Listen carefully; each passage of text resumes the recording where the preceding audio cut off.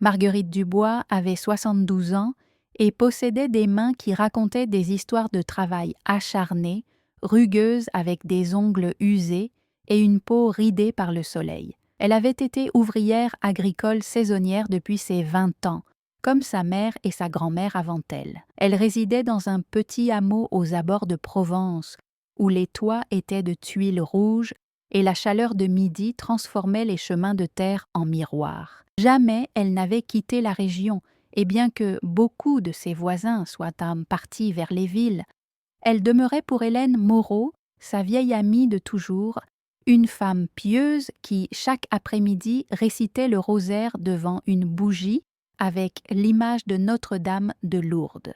Marguerite se moquait silencieusement de ces traditions, les considérant comme des superstitions de gens sans éducation. Pour elle, la religion était l'opium du peuple, une phrase qu'elle avait lue dans un livre emprunté et qu'elle répétait avec fierté intellectuelle. Ce matin-là, Marguerite travaillait dans un champ aux alentours de Saint-Rémy de Provence. Il préparait tôt la terre pour semer du blé sur un terrain qui était resté abandonné pendant des décennies. Le sol était desséché, durci, et en creusant avec la houe, Marguerite perçut un choc sourd différent de celui d'une pierre. Elle se pencha, écarta la terre avec les mains et, à sa surprise, découvrit une surface courbe blanchâtre fissurée par les années. Également, elle crut que c'était un fragment de faïence ancienne. Mais, quand elle nettoya un peu plus, elle observa un visage féminin paisible avec les paupières closes. « Qu'est-ce que c'est que ça ?» murmura-t-elle avec scepticisme. C'était une image religieuse, non pas de plâtre, mais d'un mélange ancien d'argile et de stuc. Elle mesurait approximativement 30 centimètres et était couverte de ce qui semblait être un manteau de tissu décomposé, comme si quelqu'un l'avait enterré avec soin. Marguerite ressentit une curiosité archéologique. Elle resta à la contempler un long moment en pensant à sa possible valeur historique. Sans comprendre pourquoi, quelque chose en elle fut légèrement ému, bien qu'elle rejette immédiatement cette sensation comme absurde. Elle ne dit rien à personne. Elle termina sa journée comme si rien ne s'était passé. Mais avant de partir, elle enveloppa l'image dans sa veste en pensant qu'elle pourrait la vendre à quelque collectionneur d'antiquités. Hélène, en la contemplant, resta muette d'émotion. « La très sainte Vierge Marie !» s'exclama-t-elle avec des larmes dans les yeux. « Cette image n'est pas de ces contrées. Elle a quelque chose dans le regard, ma fille. Regarde-la bien. » Marguerite l'examina avec dédain scientifique. Les yeux de l'image demeuraient fermés, mais Hélène avait raison sur un point. Elle semblait avoir des larmes contenues, comme si elle était sur le point de verser des pleurs. L'expression était d'une paix profonde, mais aussi de mélancolie. Marguerite haussa les épaules. « Ce n'est qu'une sculpture ancienne, Hélène. Le produit de l'imagination religieuse d'époque passée, Hélène Moreau décida de la placer sur un petit autel, à côté des lys blancs fanés et du cierge, ignorant les protestations rationalistes de son amie. Cette nuit-là, Marguerite ne se reposa pas bien, mais elle l'attribua à la fatigue du travail. Elle rêva d'une chapelle ancienne entourée d'arbres tordus par le vent. À l'intérieur, l'image flottait au-dessus d'une source d'eau cristalline et du firmament descendait une lumière qui l'obligeait à s'agenouiller. Mais dans le rêve, elle résistait, criant qu'elle ne croyait en rien de tout cela. Quand elle se réveilla, l'air de la maison avait un arôme différent, non pas d'humidité ou de poussière, mais d'encens. Le cierge qui s'était éteint à l'aube était allumé de nouveau. Marguerite s'irrita, pensant qu'Hélène s'était levée pour l'allumer. « Hélène, arrête de faire du théâtre avec cette chose !» lui cria-t-elle. Mais Hélène jura qu'elle ne s'était pas levée de toute la nuit. Marguerite sentit que quelque chose d'étrange se passait, mais son esprit rationaliste cherchait des explications logiques. Courant d'air, bougie de longue durée, autosuggestion. Ce fut le premier signe qu'elle refusa de reconnaître. Et bien qu'elle ne le sût pas encore, ce qu'elle avait trouvé n'était pas seulement une statue oubliée, c'était le commencement de la démolition de toutes ses certitudes. Ce matin-là, la Provence s'éveilla avec le ciel couvert de nuages bas et une brise fraîche qui n'était pas habituelle pour la saison. Marguerite Dubois se réveilla avant l'aube, sursautant avec l'image de son rêve encore collée aux paupières, la source, la chapelle, la lumière descendant sur elle, tandis qu'elle la rejetait avec fureur hâtée. Tout était si net qu'il lui était difficile de croire qu'elle ne l'avait pas vécu réellement. Elle s'assit dans le lit et frotta ses yeux avec dégoût. L'odeur d'encens persistait encore dans l'air. Elle alla jusqu'à l'autel où Hélène avait laissé l'image. Elle était intacte, mais quelque chose dans sa présence la troubla profondément. Elle resta debout, l'observant avec un mélange de fascination et de résistance. Hélène Moreau, son amie, s'était aussi levée tôt. Quand elle la trouva contemplant l'image, elle ne demanda rien, posa seulement une tasse de café filtrée sur la table et se signa devant l'image. « Ce n'est qu'une pièce archéologique, Hélène, » murmura Marguerite, mais sa voix sonnait moins convaincue qu'avant. Cet après-midi-là, pendant que Marguerite travaillait dans le même champ, quelque chose d'insolite se produisit. Le propriétaire du terrain arriva avec un prêtre du village. Il voulait bénir le site avant de continuer avec les semailles. Marguerite sentit un nœud dans la gorge. Elle devait dire quelque chose, raconter ce qu'elle avait trouvé, mais son athéisme militant l'empêchait de donner une importance religieuse à la découverte. Quand le père commença à prier et à asperger d'eau bénite la terre, juste au même endroit où Marguerite avait déterré l'image, elle commença à bouillonner comme si le sol respirait. Le prêtre s'arrêta perplexe. Personne ne dit rien, mais les ouvriers cessèrent de travailler pour le reste de la journée. Marguerite resta à regarder le phénomène, cherchant désespérément une explication géologique, eau souterraine, gaz du sol, pression atmosphérique. Cette nuit-là, le rêve revint. Mais cette fois, ce fut différent. La chapelle était remplie de gens en silence. Tous portaient des bougies allumées et regardaient vers la source. Au centre, l'image resplendissait d'une lumière ténue. Marguerite s'approchait avec résistance, mais avant d'arriver, elle entendait une voix féminine, douce mais ferme. « Réveille-toi, ma fille, le temps de nier est terminé. » Dans le rêve, elle criait « Dieu n'existe pas, rien de tout cela n'existe. » La voix répondait avec une patience infinie. « Ton incrédulité est aussi ma douleur. » Elle se leva trempée de sueur, plus agitée que jamais. Hélène Moreau était aussi réveillée. Elle avait entendu des pas dans le salon et des cris étouffés depuis la chambre de son amie. Quand elles sortirent, toutes deux virent que la bougie devant l'image s'était divisée en 3 flammes sans s'être consumée davantage. Marguerite resta paralysée, son esprit luttant entre la négation et l'évidence de ses yeux. « Il doit y avoir une explication scientifique, » murmura-t-elle, mais pour la première fois de sa vie, sa voix tremblait d'incertitude. Le jour suivant, Marguerite n'alla pas travailler. Au lieu de cela, elle se rendit à la bibliothèque municipale, cherchant des livres sur les phénomènes paranormaux, la psychologie des masses, les hallucinations collectives. Elle voulait trouver une explication rationnelle pour tout ce qu'elle expérimentait. Mais pendant qu'elle lisait sur l'autosuggestion et l'hystérie religieuse, les mots se brouillaient devant ses yeux.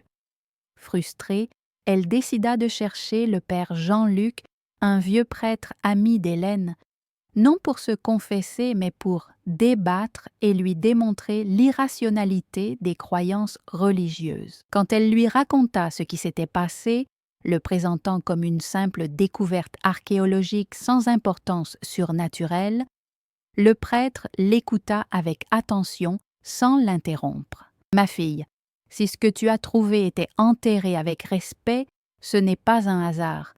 Quelqu'un l'a mis là pour la protéger et si maintenant elle a vu le jour, c'est parce qu'elle a quelque chose à nous dire, même à celles qui ne croient pas. » Marguerite s'irrita.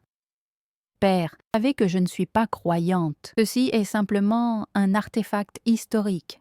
Rien de plus. » Le prêtre sourit. Parfois, Dieu choisit précisément celles qui ne croient pas pour démontrer son existence. Il demanda à voir l'image.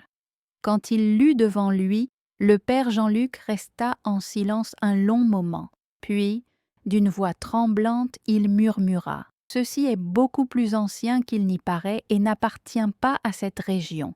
Cette image a un visage d'une autre époque. Et toi, fille incrédule, tu as été choisie comme sa gardienne. » Depuis ce jour, commencèrent à arriver des voisins.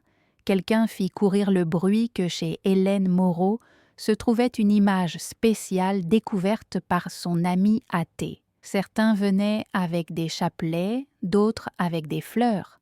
Marguerite protestait. « C'est ridicule, ce n'est qu'une pièce ancienne. » Mais personne ne l'écoutait. Ils entraient, priaient et repartaient en silence. Une nuit, un enfant malade des poumons arriva avec sa mère.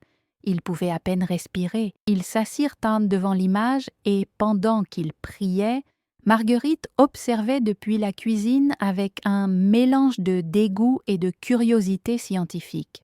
L'enfant tomba dans un sommeil profond. Quand il se réveilla, sa toux avait cessé. Hélène le toucha et dit à voix basse « Il est frais comme l'eau de source et son visage a retrouvé des couleurs. » Marguerite s'approcha pour examiner l'enfant, cherchant des explications médicales.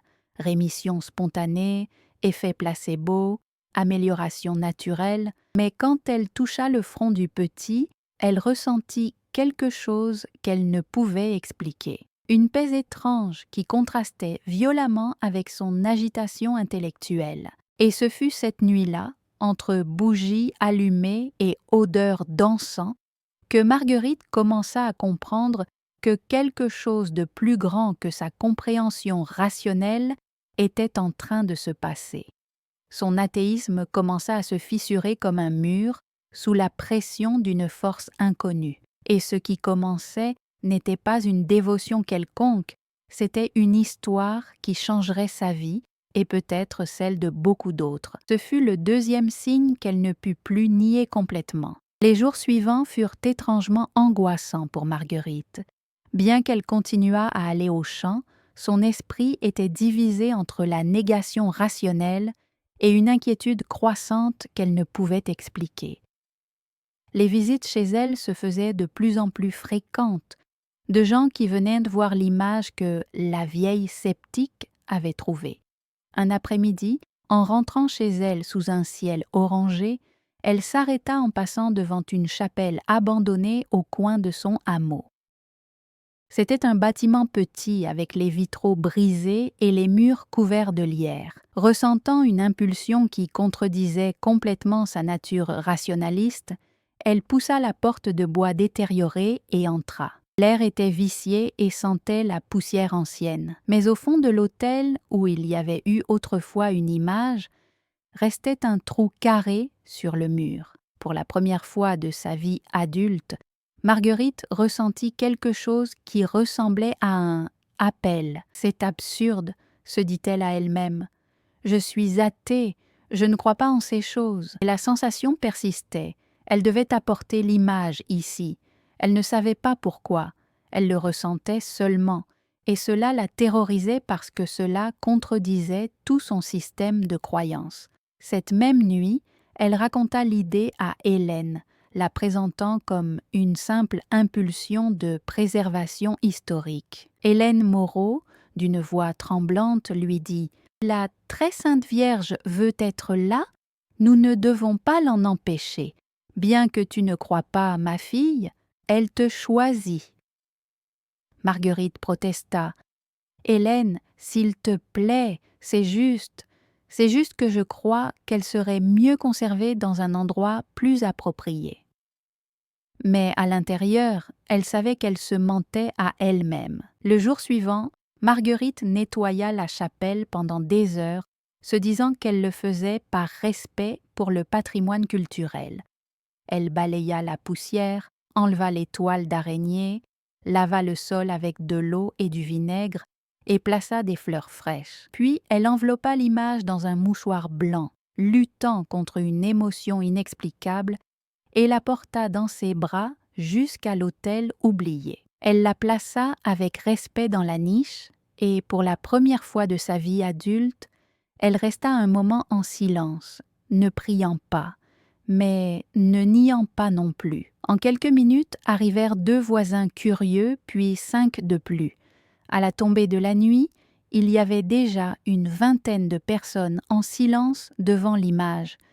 Personne ne parlait, ils regardaient, seulement, priaient, pleuraient. Marguerite resta dans un coin, observant avec fascination anthropologique ce qu'elle considérait comme un phénomène sociologique. Et quand tous partirent et qu'elle resta seule à fermer la chapelle, quelque chose d'inattendu se produisit. Depuis le coin gauche de l'enceinte commença à jaillir un filet d'eau. C'était impossible. Il n'y avait pas de tuyauterie, ni de robinet, ni d'humidité préalable. Marguerite s'approcha avec scepticisme scientifique. Elle examina les murs, chercha des infiltrations, toucha le sol. Et l'eau sortait claire comme si elle sourdait des entrailles du lieu. Elle s'agenouilla involontairement, mit les mains dans l'eau et se les porta au visage.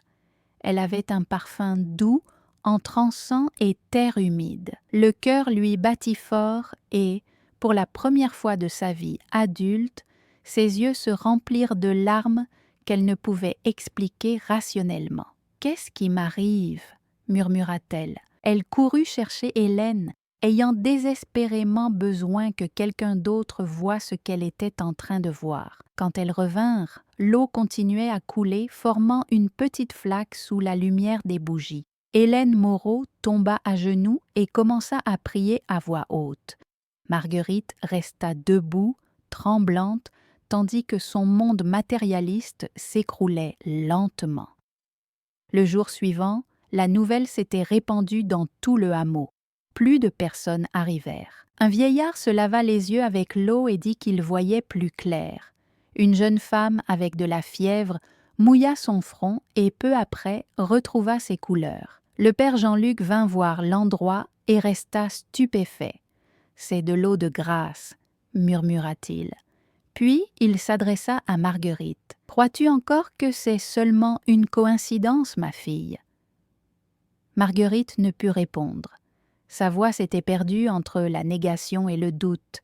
Cette nuit-là, elle eut un autre rêve. Cette fois, l'image ouvrait les yeux et la regardait directement. Elle ne parlait pas, elle la regardait seulement avec une expression de compassion infinie. Et en la regardant, Marguerite se vit elle-même enfant, avant que l'éducation et la rébellion intellectuelle l'éloignent de la foi.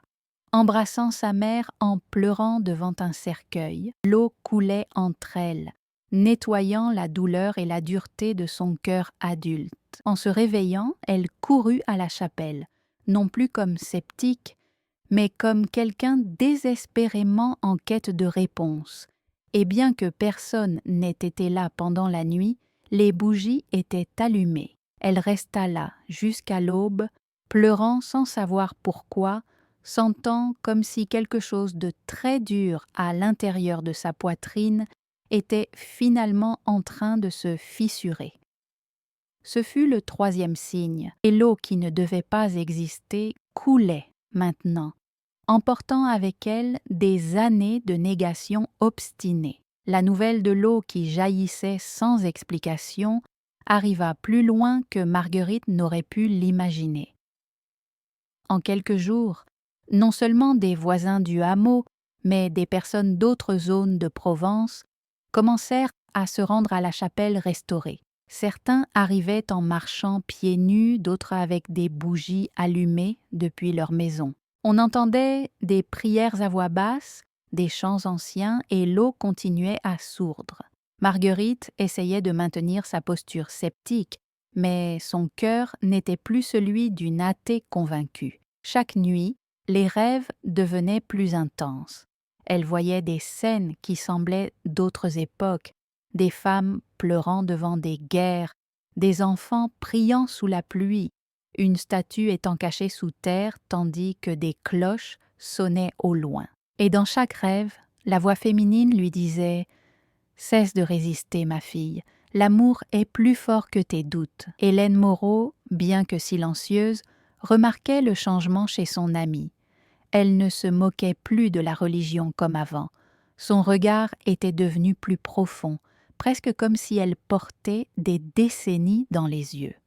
Elle la regardait les nuits, assise devant l'image, ne protestant plus, mais murmurant des choses que seule elle comprenait. Mais, tandis que la ferveur croissait parmi le peuple, quelque chose de différent commença à se tramer dans les couloirs du diocèse. Un jeune séminariste qui avait visité la chapelle par curiosité parla à son supérieur de l'athée qui a trouvé l'image miraculeuse. En moins de 2 semaines, un rapport fut envoyé à l'évêque local et en le recevant, Monseigneur s'alarma. « Ô miraculeuse, une statue qui provoque des guérisons, et tout sous la garde d'une vieille femme connue pour ses idées athées, lut-il à voix haute. Ceci doit être révisé avant que cela ne devienne hystérie collective ou, pire encore, une farce organisée par une sceptique. Il assigna un prêtre expérimenté, le père Étienne Armand, pour qu'il visite l'endroit immédiatement. Armand n'était pas un homme facile à impressionner. Il avait travaillé des années à enquêter sur de supposées apparitions et de faux miracles. Pour lui, la foi véritable n'avait pas besoin de spectacle, et encore moins quand était impliqué quelqu'un de réputation religieuse douteuse. Quand il arriva à la chapelle, sa première réaction fut la froideur. Il observa les gens prier, l'eau couler, et Marguerite guidant silencieusement un enfant vers l'autel. « Vous n'êtes pas prêtre, » lui dit-il directement avec un certain dédain. « De plus, j'ai compris que vous êtes connu pour vos idées peu chrétiennes. » Marguerite acquiesça sans s'altérer, bien qu'à l'intérieur elle se sentît jugée. « Non, mon père, je ne suis pas prêtre. Je ne suis qu'ouvrière agricole. Et c'est vrai, jusqu'à récemment je ne croyais en rien de tout cela. Mais quelque chose se passe ici que je ne peux nier. » Le père Armand inspecta l'endroit d'un œil critique, prit des échantillons d'eau, questionna les assistants sur le passé athée de Marguerite et finalement s'assit seul devant l'image. Il y demeura 1 heure, luttant entre son scepticisme professionnel et quelque chose d'indéfinissable qu'il ressentit en ce lieu. Quand il sortit, il ne dit mot, mais son expression avait changé. En retournant au diocèse, il remit son rapport, mais n'écrivit rien de conclusif, seulement une phrase. « Je ne peux confirmer ni nier, mais le silence de ce lieu pèse plus que n'importe quelle parole. Et si une athée peut se convertir en gardienne du sacré, peut-être devons-nous reconsidérer nos jugements. » L'évêque, confus, décida d'attendre. Mais tous n'étaient pas disposés à se taire. Un journaliste local avait capturé des images de l'eau, des fidèles, d'une femme âgée qui assurait avoir recouvré la vue, et spécialement de Marguerite, la vieille athée qui maintenant garde un miracle. Il publia un article dans le journal du dimanche. « Miracle en Provence, la Vierge convertit l'athée. » À partir de ce moment, la tranquillité se brisa. Caméras, micros, curieux et détracteurs arrivèrent au hameau de Marguerite. Certains cherchaient des guérisons, d'autres seulement la célébrité. Beaucoup voulaient interviewer l'athée converti. La chapelle se remplit de murmures, selfies et discussions. Marguerite, angoissée, se réfugia chez elle. Elle ne voulait pas que l'image devienne spectacle, mais elle ne savait pas non plus comment gérer sa propre transformation interne. Hélène Moreau s'assit à ses côtés, lui prit la main et dit « Souviens-toi, ma fille, la Vierge n'a pas pleuré pour être vue, elle a pleuré pour être entendue. Et toi, tu l'as entendue quand ton cœur s'est attendri. » Cette nuit-là, Marguerite s'endormit avec cette phrase en tête et rêva que l'image était de nouveau sous terre, mais cette fois elle la déterrait avec des larmes de foi au lieu de scepticisme. La semaine suivante, la chapelle n'était plus un lieu oublié. Malgré l'absence de cloches ou d'annonces, les gens continuaient d'arriver. Certains venaient prier, d'autres regarder avec méfiance l'athée qui dit avoir trouvé un miracle. Le murmure de ce qui se passait était arrivé jusqu'à la paroisse centrale. Et avec cela arriva aussi le doute institutionnel. Un jour, tandis que Marguerite arrosait les plantes de l'entrée, elle vit descendre d'une voiture un homme grand, vêtu de clergyman et avec des lunettes sombres. L'accompagnaient 2 personnes de plus avec des carnets et des enregistreurs en main. Le prêtre se présenta. « Je suis le père Étienne Rousseau, envoyé par l'évêché. Nous sommes venus observer et vérifier les affirmations sur ce lieu et sur votre conversion. » Marguerite, nerveuse, fit une légère révérence et leur ouvrit la porte. En entrant, le père Étienne fronça les sourcils.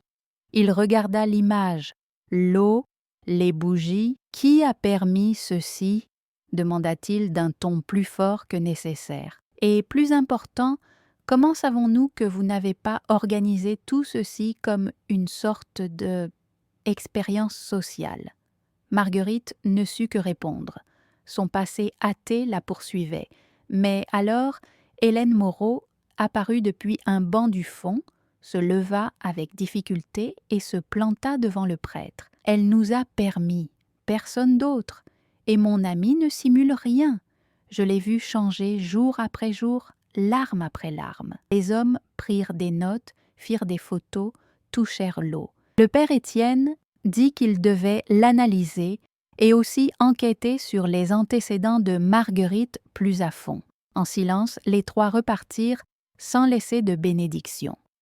Le jour suivant, apparut à la radio locale un programme intitulé « Miracle ou manipulation, le cas de l'athée converti ». Ils interviewèrent un sociologue, un médecin, même un sceptique connu qui insinua que Marguerite pourrait chercher l'attention ou l'argent après des années de rejet social pour ses idées anti-religieuses.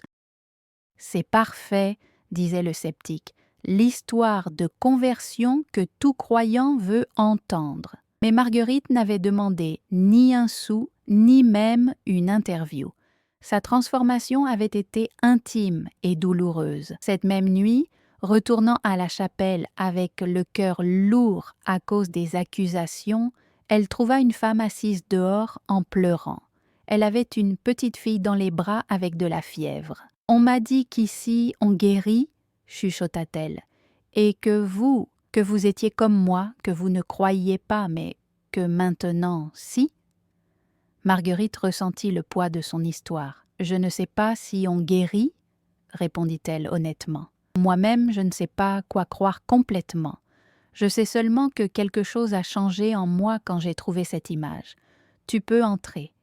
Ici, on prie, bien que j'apprenne encore comment le faire. » La femme mouilla un mouchoir avec l'eau et le posa sur le front de la fillette. Elles restèrent en silence. Marguerite s'agenouilla aussi et pour la première fois pria à voix haute, avec des mots maladroits mais sincères, demandant non pas un miracle, mais la foi véritable, la compréhension. À l'aube, la fillette avait fait tomber la fièvre. La mère pleurait et rendait grâce. Elle partit sans laisser de nom, seulement une fleur blanche sur l'autel et une phrase « Merci de m'apprendre qu'on peut douter et croire en même temps. » Et la tension continuait de croître. Un matin, elles trouvèrent des graffitis sur la façade. Fraude, mensonge, fausse athée. Marguerite les nettoya sans dire mot, mais à l'intérieur, l'âme lui brûlait. Ce fut alors qu'elle décida d'écrire une lettre, non pas à l'évêché ni à la presse, mais à l'image elle-même. Elle la laissa sous son image, écrite à la main. « Je ne sais pas pourquoi tu m'as choisie. Je ne suis pas sainte ni sage, et jusqu'à récemment, je te niais. Si tu es ici, je reste. Même si on se moque, même si on ferme cette porte, même si on doute de ma conversion, tant qu'il me restera un souffle, Ce sera pour protéger ce lieu et pour comprendre ce qui m'arrive. » Quelqu'un lut la lettre. On ne sait qui.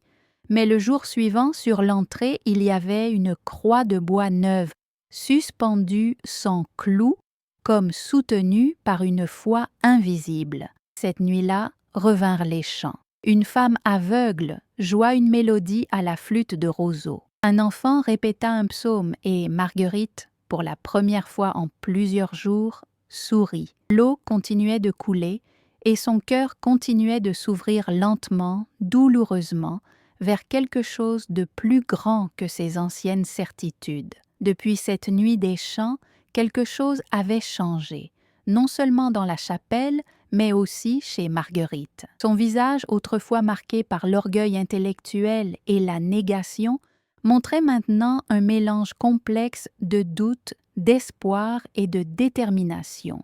Chaque matin, elle arrivait avant l'aube, balayait l'atrium, renouvelait les bougies et s'agenouillait devant l'image avec une prière qu'elle apprenait encore à formuler, mélange de questions et de supplications, de doutes et d'espoir. Mais les rumeurs croissaient aussi. Certains disaient que l'image avait été placée par tromperie par l'ex-athée, comme une forme élaborée de vengeance contre la société religieuse qui l'avait rejetée. D'autres suggéraient que l'eau venait d'une source souterraine manipulée, que tout était une invention pour attirer les naïfs et gagner de l'argent. L'évêché envoya une seconde commission. Cette fois vint avec eux un prêtre qui avait connu Marguerite dans sa jeunesse, quand celle-ci était célèbre au village pour ses débats antireligieux, le père Julien Cartier. C'était un homme au regard aigu, à la voix posée et de grande réputation théologique. En le voyant, Marguerite ressentit un mélange de honte et d'espoir. « Père Julien, » murmura-t-elle, « je suppose que vous vous souvenez de mes discussions d'avant ?» Le prêtre sourit. « Je me souviens d'une jeune femme intelligente qui posait des questions difficiles. Maintenant, je veux voir de mes propres yeux si tu as trouvé des réponses. » Ils entrèrent ensemble. L'eau continuait de sourdre. L'image gardait son expression sereine, et il y avait des fleurs fraîches autour d'elle. Dans un coin, une fillette chantait à voix basse un Ave Maria. Le père Julien observa tout en silence, spécialement Marguerite, cherchant des signes de fausseté ou de manipulation. Puis il s'assit. Il demeura là sans parler pendant des heures, se souvenant de la jeune sceptique qui avait autrefois défié publiquement l'existence de Dieu. Finalement, à la tombée du soir, il se tourna vers Marguerite. « Il y a quelque chose ici. Je ne sais pas si c'est un miracle au sens traditionnel, mais il y a quelque chose qui touche le cœur. Et toi, qui as autrefois nié tout ceci, tu sembles la plus surprise de toutes. » Cette nuit-là, le père Julien demanda à rester chez Marguerite. Ils partagèrent un dîner simple, et entre gorgées de tisane de camomille et pain de campagne, Marguerite raconta tout. Les rêves, la découverte, les doutes qui l'assaillaient encore, les menaces, la lutte interne entre sa formation sceptique et ce qu'elle expérimentait. « Je ne voulais pas cela, mon père. J'étais heureuse d'être athée. J'avais mes livres, mes certitudes, mes réponses rationnelles pour tout. Mais depuis que je l'ai trouvé, je sens que je ne sais plus qui je suis. Parfois je crois, parfois je doute. Est-il normal de se sentir si perdu sur le chemin vers la foi ?» Le vieux prêtre acquiesça. Dieu choisit qui on attend le moins. Il en a toujours été ainsi. Et le doute n'est pas ennemi de la foi, Marguerite. Il est sa compagne la plus honnête. Ton athéisme ne fut pas du temps perdu. Il t'a appris à questionner, à ne pas accepter de vérité facile. Maintenant, cette même rigueur intellectuelle te mène vers quelque chose de plus profond. Avant de dormir, Julien sortit seul à la chapelle. Il demeura à l'intérieur longtemps, priant pour l'âme tourmentée de cette vieille femme qui était passée de nier Dieu à être son instrument le plus inattendu. En revenant, il avait les yeux rougis. Il ne dit mot, mais embrassa Marguerite comme une fille prodigue. Le jour suivant, pendant la messe matinale improvisée, ce fut lui qui la célébra. D'une voix tremblante, il dit « En mes années de foi, j'ai vu des églises pleines sans âme. Aujourd'hui, j'ai vu une ruine pleine de présence. Dieu ne choisit pas toujours les parfaites, souvent il préfère les brisées, celles qui ont connu l'obscurité et peuvent estimer la lumière. Qui veuille comprendre, qu'elles viennent et regardent, non pas la pierre ni l'eau, mais le cœur de ce lieu et le cœur transformé de celle qui la garde. » Les fidèles pleurèrent, et Marguerite, depuis le fond, ferma les yeux. Pour la première fois, elle ne doutait pas complètement, bien qu'elle ne crût pas non plus avec certitude absolue. Elle était dans un lieu intermédiaire, douloureux mais honnête. Et pendant ce temps, l'image de la Vierge semblait sourire à peine, comme si elle comprenait que la conversion la plus profonde est celle qui se construit avec des questions et non avec des réponses faciles. Ce fut le 4e signe, et ce furent les larmes de celles qui doutent qui ouvrirent le chemin de celles qui croiraient. Les premières lueurs de l'aube pointaient à peine quand Marguerite ouvrit la chapelle. L'air avait un calme dense, comme si quelque chose attendait son nom. Chaque bougie qu'elle allumait était un soupir, une question dirigée vers le ciel. Cette matinée-là, elle avait laissé près de l'autel un panier avec du pain et de la tisane de camomille, comme offrande humble pour ceux qui viendraient, un geste qu'elle aurait considéré des mois auparavant comme superstition primitive. Et ils vinrent, non plus seulement des voisins du village, mais aussi des marcheurs depuis d'autres régions, certains à pied, d'autres à vélo, même une famille qui avait voyagé en charrette rurale depuis un hameau dans les montagnes. Tous demandaient la même chose, si que l'athée a trouvé la Vierge. Marguerite ne savait que répondre. Elle n'affirmait ni ne niait sa transformation complètement, elle ouvrait seulement la porte et les guidait vers la source, partageant sa propre incertitude honnête. Mais ce jour-là fut différent. Parmi les visiteurs arriva une journaliste de la capitale. Elle avait les cheveux relevés, des lunettes sombres et un enregistreur en main. Elle ne demanda pas si elle pouvait enregistrer, elle le fit seulement. « Nous voulons savoir la vérité sur votre supposée conversion, » dit-elle sans détour. « Si c'est une farce bien élaborée par quelqu'un qui connaît les faiblesses humaines, nous allons l'exposer. » Marguerite, déjà fatiguée de se défendre tant face aux croyants fanatiques qu'aux sceptiques militants, l'invita seulement à rester. « Observez tout ce que vous voulez. Moi-même, je n'ai pas toutes les réponses. » Pendant la messe célébrée par un prêtre local solidaire, la journaliste observait tout d'un œil critique. Elle notait gestes, chuchotements, silences, spécialement l'expression de Marguerite.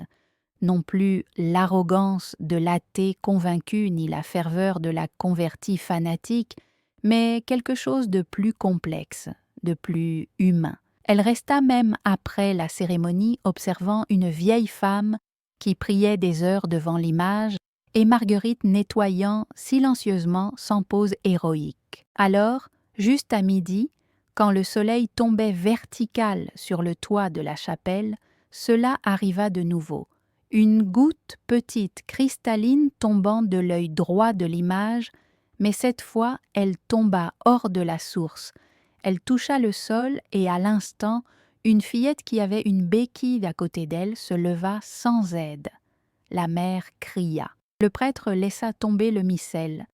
La journaliste, pour la première fois, ne sut que dire. Marguerite s'approcha de la fillette, l'examina avec soin, cherchant encore des explications rationnelles, mais ses yeux se remplirent de larmes. « Je ne sais pas ce que cela signifie, » murmura-t-elle à la journaliste. « Je ne sais pas si je suis digne d'être témoin de quelque chose comme cela. Je sais seulement que je ne peux plus nier qu'ici il se passe quelque chose qui dépasse ma compréhension. » La journaliste courut dehors, alluma son téléphone et commença à transmettre en direct, mais son reportage fut différent de celui planifié. Elle parla d'une femme luttant entre la foi et la raison, d'un lieu où les miracles semblaient aussi réels que les doutes de celles qui les contemplaient. Les réseaux explosèrent. En minutes, des centaines de personnes commencèrent à écrire, à partager, à planifier des voyages. On parlait de la Vierge de l'athée convertie, le miracle du doute honnête. Certains demandaient des preuves scientifiques, d'autres croyaient déjà les yeux fermés. La chapelle ne tarda pas à se voir déborder.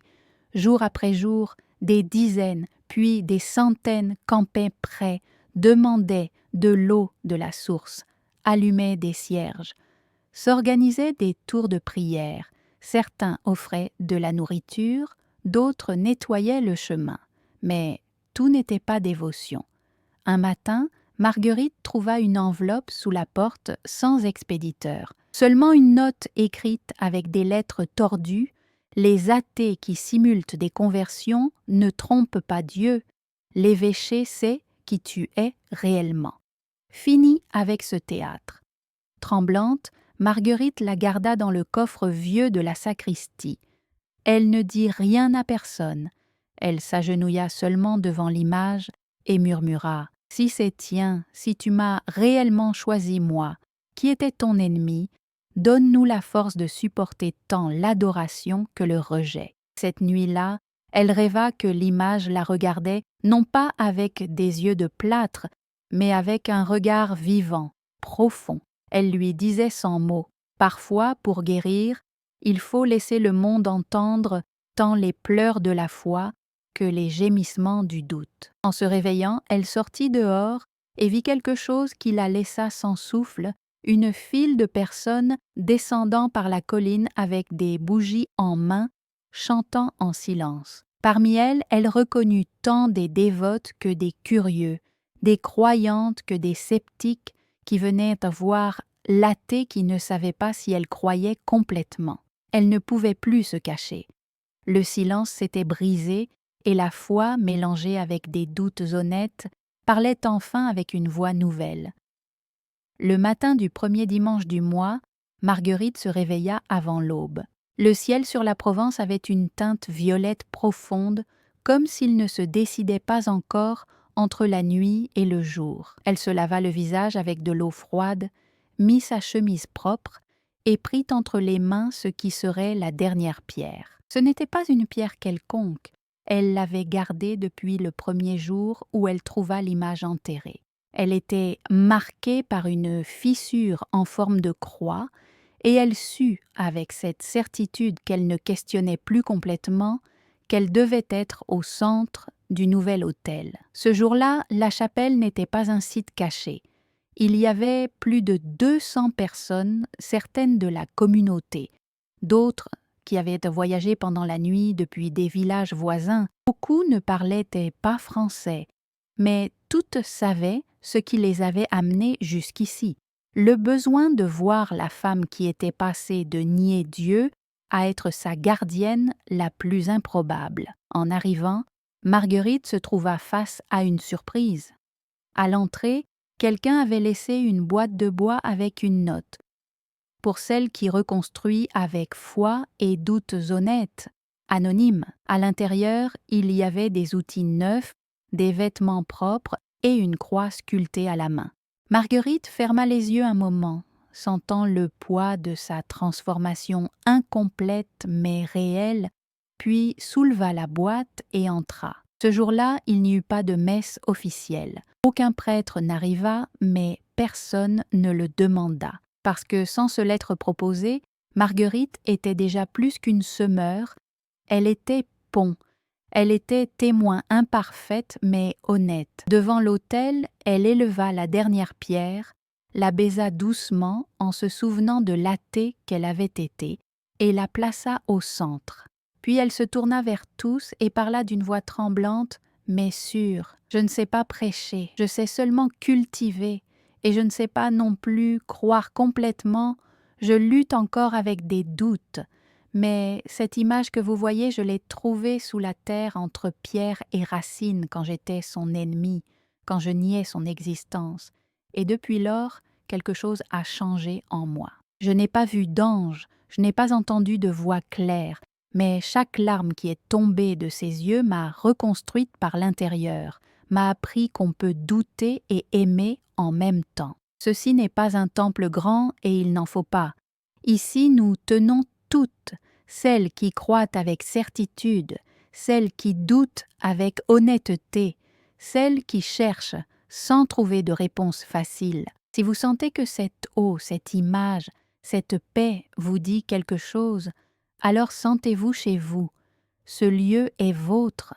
Et à elle qui a choisi une athée pour nous enseigner que Dieu peut aimer même ses niatrices. La multitude garda le silence. Certaines pleuraient, d'autres simplement s'asseyaient par terre, comme si enfin elles pouvaient se reposer. Une fillette avec une robe brodée s'approcha de l'autel. Elle apportait une bougie dans les mains et l'offrit à Marguerite. « Puis-je la mettre ici pour celles qui ne savent pas croire ?» demanda-t-elle. Marguerite acquiesça, émue, et en l'allumant, plus de personnes commencèrent à s'approcher avec des fleurs, avec des bougies, avec des soupirs, avec leurs propres doutes et espoirs. L'autel improvisé se convertit bientôt en une montagne d'offrandes simples mais sincères. Cette nuit-là, Marguerite ne ferma pas la chapelle. Elle resta assise devant l'image, écoutant les prières, les chants doux, le craquement du bois quand quelqu'un s'agenouillait. Elle ferma les yeux et, pour la première fois depuis l'enfance, sentit une paix qui n'avait pas besoin d'explications rationnelles. À minuit, l'eau de la source brillait comme si elle avait sa propre lune. Et à l'aube, quand le premier rayon de soleil traversa la fenêtre brisée, l'image était toujours là, sereine, intacte, maintenant avec quelque chose de nouveau, une fleur blanche fraîchement coupée dans ses mains. Personne ne vit qui l'a mis, personne ne demanda. Seule Marguerite, à voix basse, dit « Merci, mère, de m'apprendre que la foi la plus véritable est celle qui naît du doute le plus honnête. » Et elle sourit parce qu'elle savait que tout avait valu la peine, même les années de négation qui l'avaient préparée pour cette acceptation plus profonde.